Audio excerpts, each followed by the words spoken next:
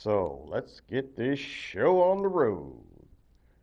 Ladies and gentlemen, it is time yet again for Professor Victor Singing Eagle here at Sisseton Wahpeton College, teaching English 210, Native American Literature.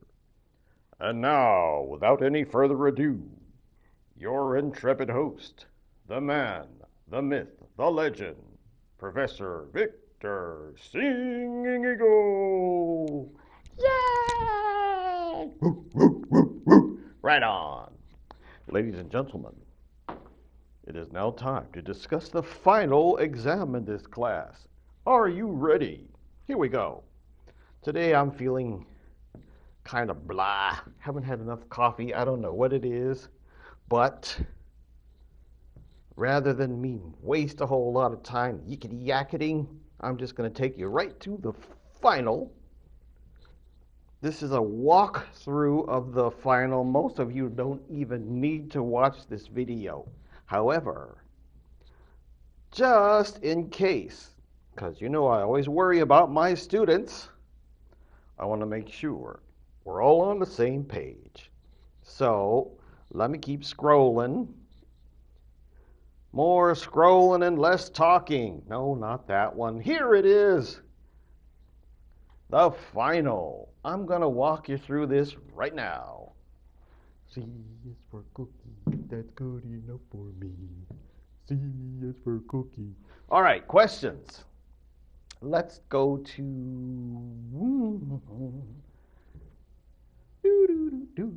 Where am I looking for? I'm going to open up preview. Let's go to preview. Preview the quiz. That's what we're looking for. So we have here 20 questions. No. 10 questions which are true and false. Each one is 2 points each. Remember what I said. I'm not really feeling it today. The caffeine has not kicked in yet. Let me see if I can say this carefully. 10 questions, true, false. 10 questions, multiple choice. There we go. Let's look at them together. Start with the true and false. The late Dakota author Elizabeth Cook Lynn, which is in our book on page 141. See, I even put page numbers on there. So if you're feeling especially lazy, as I am today, a lot of times I'll give you clues to where you can find the answers to the questions of our final exam. All right, back to this. The late Dakota author Elizabeth Cook Lynn felt that the important question for Native writers is not who are we, but who am I? True or false? Number 2, true or false? Professor Singing Eagle argues that Tommy Orange's novel There is actually very easy to follow with a very simplistic plot. True or false? Number 3, true or false? A major plot of There by Cheyenne Arapaho author Tommy Orange is a group of gangsters led by Octavio Gomez, who 3D prints guns and plans to rob the big Oakland powwow. True or false? That's a major plot, yes or no? Then we have Anishinaabe author, Drew Lopensina, there's page numbers again, does not agree with criticism against Anishinaabe author Louise Erdrich that her characters are two-dimensional stereotypes of the vanishing Indian. Look at it carefully. Pay attention to the words. He does not agree with criticism against her. True or false? Number 5. True or false? Just like mainstream literature, Native lore features an omnipotent creator making human beings all by himself without any problems. Then we've got number 6, true or false, in her video, Why I Write. Choctaw author and playwright Leanne Howe explains that by writing fiction, she always expands her knowledge base. And I even put a link there to where you can actually watch her video where she talks about this. True or false? Number 7. I'm going too slow. As Professor Singing Eagle repeatedly points out, Native authors never have disagreements because they want to present a unified front against mainstream literary critics. That's true or false. Then we got this cute picture of my dear colleague Tiffany Midge. True or false? As Hunk Papa Lakota author Tiffany Midge asserts, natives are not tragic extinct people. Number 9. There's my buds, Gary Hobson and Joseph Bruchak there. Says here, true or false, Cherokee Chickasaw author Professor Gary Hobson and Abenaki author Joseph Bruchak co-founded Returning the Gifts Project, now known as Native Writers Circle of the Americas. That's an easy one. And there's even links. You can actually click on this stuff and get the answers. Then we've got the Native Lady Book Warrior. True or false? Tewa Hopi critic Kim Sa Povi, aka the Native Lady Book Warrior, says that the book Marrow Thieves is about natives who lose the ability to dream, so they must hunt for white people and steal their bone marrow. Ooh, nice trick question there. All right, so there's our 10 true and false. Let's go to the 10 multiple choices. All right. According to Singing Eagle, what does the concept of subversive humor mean in the context of Native American literature, or just Native literature? What does the concept of subversive humor mean? It is a form of literature pioneered by Sherman Alexie, or it is native stories that function in accordance with mainstream literature, or native stories of resistance and resilience, often characterized by biting sarcasm and satire, or traditional Aboriginal literature that has nothing to do with mainstream culture. Number 12. Which of the following is a theme in Native American literature? The struggle for cultural identity, the impact of colonialism and imperialism, the importance of storytelling, or all of these. I gave that one away. And then here's another one. This is 13. Professor Singing Eagle spent a great deal of time summarizing There by Tommy Orange. What is the setting of this novel? A lot of times the pictures that I provide answer.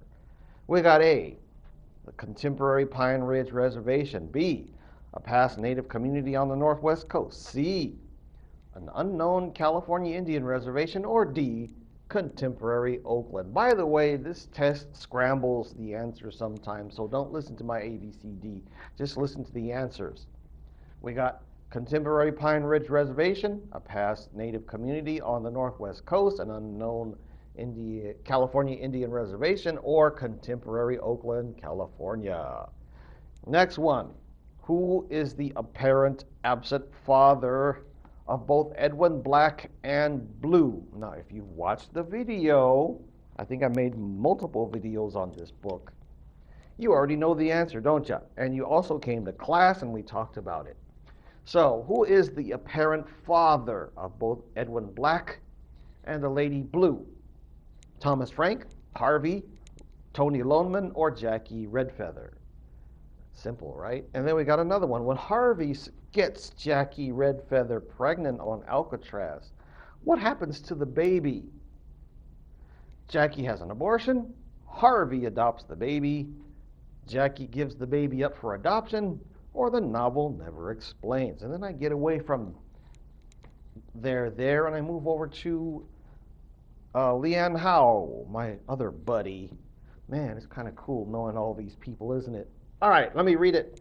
In her video, Why I Write, what does Choctaw author and playwright Leanne Howe say is the unique challenge for Native writers?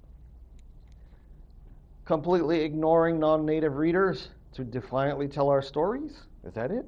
Or following old tropes forged by Sherman Alexie? Or rising above the past to create something totally new in our work, or including a tribal-ography of landscape, story, and overcoming ignorance of a non-native readership. Number 17, we're almost done with the true and false and multiple choices. These are all 2 points each, by the way. Here's Sherman Alexie. What does Spokane author Sherman Alexie say about the late Dakota author Liz Cook Lynn, which is kind of tough for me because both of these folks are/were my friends. So, Sherman Alexie says, what about Liz Cook Lynn? First choice, Cook Lynn is right to call for a collective self-introspection of who are we. Next choice, Cook Lynn was a selfless hero to all aspiring Aboriginal writers. Or, Cook Lynn first taught him how to be a fighter. Or, he wants to slap Cook Lynn upside the head. Now, the answer is on page 151. See, I keep saying that. I can stop giving it away because it's right there in the test. Nobody's going to get these questions wrong, right? Right? All right, let's keep going. Who was Gertrude Simmons Bonin? The pictures already answer the question, doesn't it? All right.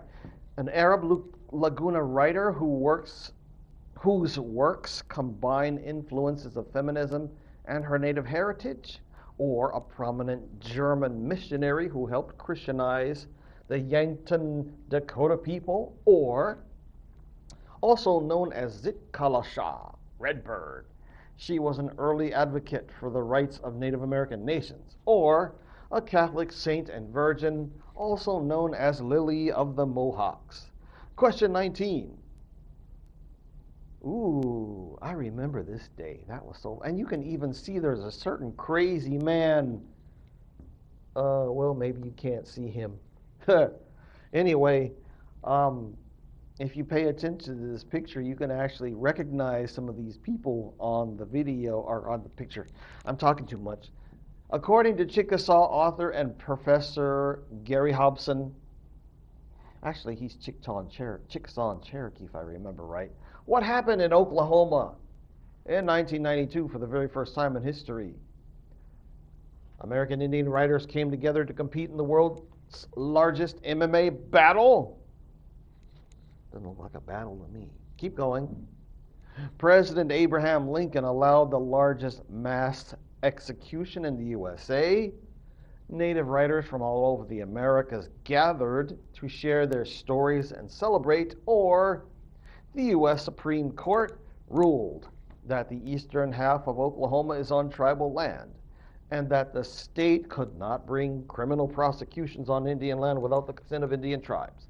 What we're asking again is what happened in 1992, according to Gary Hobson. Next, number 20. According to your professor and many Navajo traditionalists, when is the best time to tell traditional stories of the animals? Winter, summer, spring, or fall? Easy peasy, lemon squeezy, right? Let's do the short answers now. Remember, those were 2 points each. Now we come to the 10-point questions. These are short answers. Question, whatever this is, 21. What is your favorite etiological story in native lore? Why? And you know what etiological means, right? Because you did listen in class, right? Let's hope so. And don't give me a lazy answer to these questions, please. Next one. Ceremony. Ooh, cool. Comment on this quote. These are pretty much easy A questions because it's your opinions, but you got to give me a really good detailed explanation of what you're talking about. That's true for a lot of English classes anyway. Pardon me while I sip my coffee. I need some more caffeine. That's some good caffeine. The people nowadays have an idea about the ceremonies. They think the ceremonies must be performed exactly as they have always been done. Maybe because one slip up or mistake and the whole ceremony must be stopped and the sand painting destroyed. That much is true. They think that if a singer tampers with any part of the ritual, great harm can be done, great power unleashed. That much can be true also. But long ago, when the people were given these ceremonies, the changing began. If only in the aging of the yellow gourd rattle, or the shrinking of the skin around the eagle's claw. If only in the different voices from generation to generation singing the chants.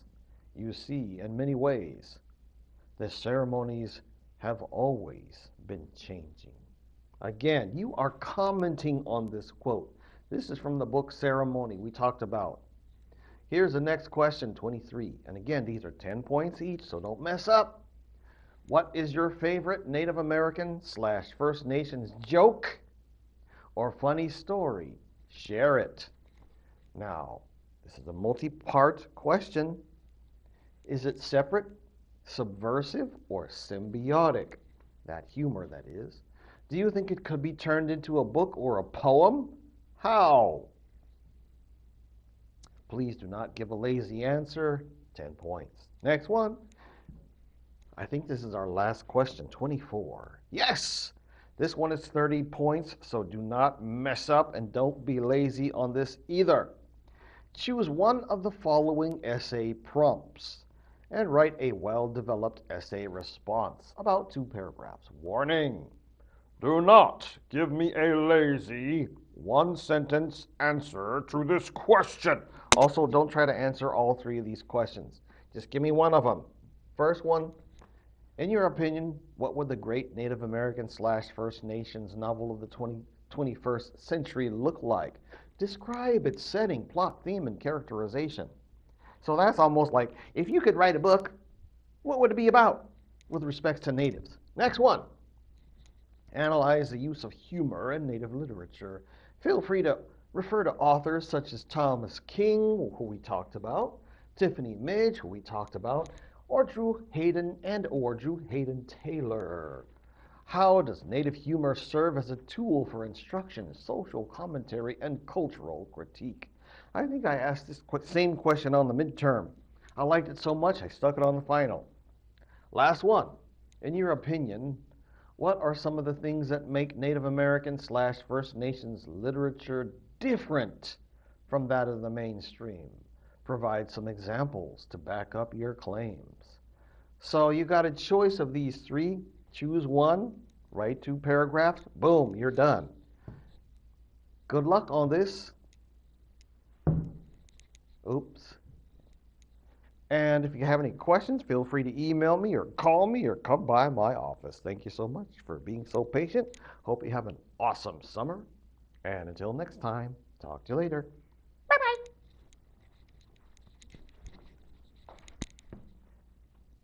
18 minutes. Wow.